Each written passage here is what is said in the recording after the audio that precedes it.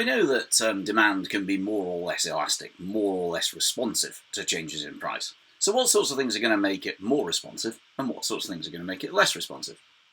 Well, think about the sort. So essentially, it's going to be inelastic if it's something where when price changes, you don't really care that much for a variety of reasons. So and it's going to be elastic if when price changes, you care quite a bit.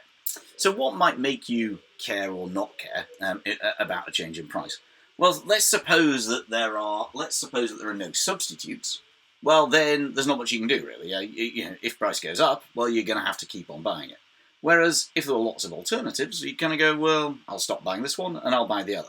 So our first factor is the number of substitutes. If there are a lot of substitutes, then demand will tend to be quite price elastic, sensitive to price. If there are few substitutes, then it'll tend to be more inelastic. Likewise, the second thing you think about is, well, let's suppose that price goes up by 10%. Suppose price goes up by 10% for, I don't know, a pencil, then you're probably not that bothered. It's kind of, it goes from 50p to 55p. It's like, who cares?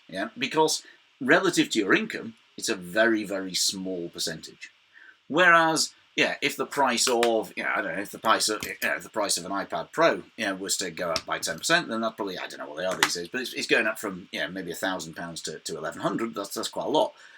A car, a new car at 20,000, if that goes up by 10%, that's 2,000 quid. That's starting to become quite significant. If the price of a house went up by 10%, from say 500,000 to 550,000, well, Jesus, that's a huge amount.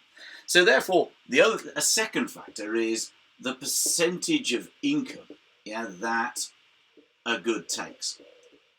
And if it's only a small percentage of your income, then that will tend to mean that demand will be inelastic.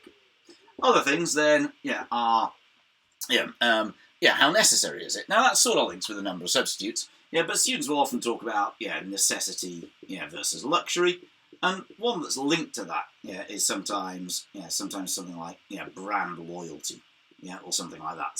So brands will often tend to have more inelastic demand because consumers are more prepared to put up with a price increase. And the time period that we're talking about. We talked before about the short run and the long run. Elasticity usually, in the short run, there's no time for you to look for substitutes. There's no time, it's too quick. So price goes up, it's like, I don't know, you come out the station, you need a taxi, you discover that taxis are really expensive, well, there's nothing you can do. In the long run, you can make a plan. In the long run, you can look, for alternatives, and therefore demand will tend to be more elastic. So then now there are a whole variety of different things. There are other factors that you might bring in, but that's a good set of the sorts of things that will tend to make demand either more elastic or more inelastic.